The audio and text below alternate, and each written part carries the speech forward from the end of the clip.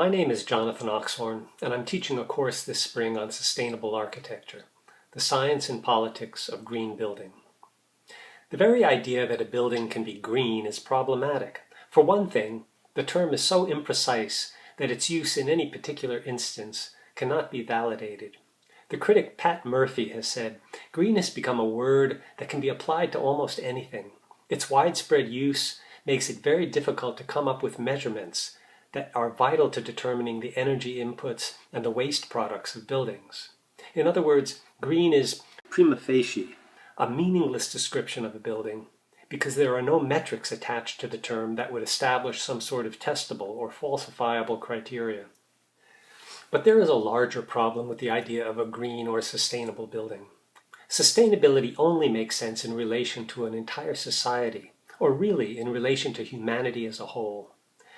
That is, with respect to society's ability to reproduce itself more or less indefinitely by managing natural and human resources in a manner consistent with human survival. But viewing human survival or reproduction as the sole criterion for sustainability is setting the bar a bit low.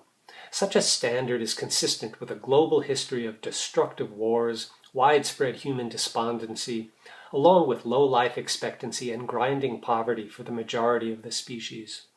Natural resources are exploited by competing private entities, each seeking to profit by such exploitation, and at the same time, each driven by the fear of being overtaken by more successful competitors.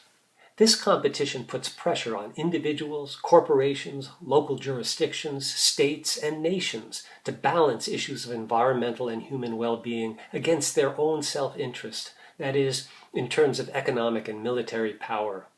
Within that context, some agreements are reached between competing political entities, whether at the local, national, or international levels, to allow for continued exploitation of resources by organizing their extraction according to scientific management principles. Yet this ad hoc management of resources does not preclude massive species extinction, despoliation of the environment, or the continued misery and impoverishment of large segments of the population. It simply establishes a minimum floor for sustainable exploitation without abolishing poverty or environmental damage.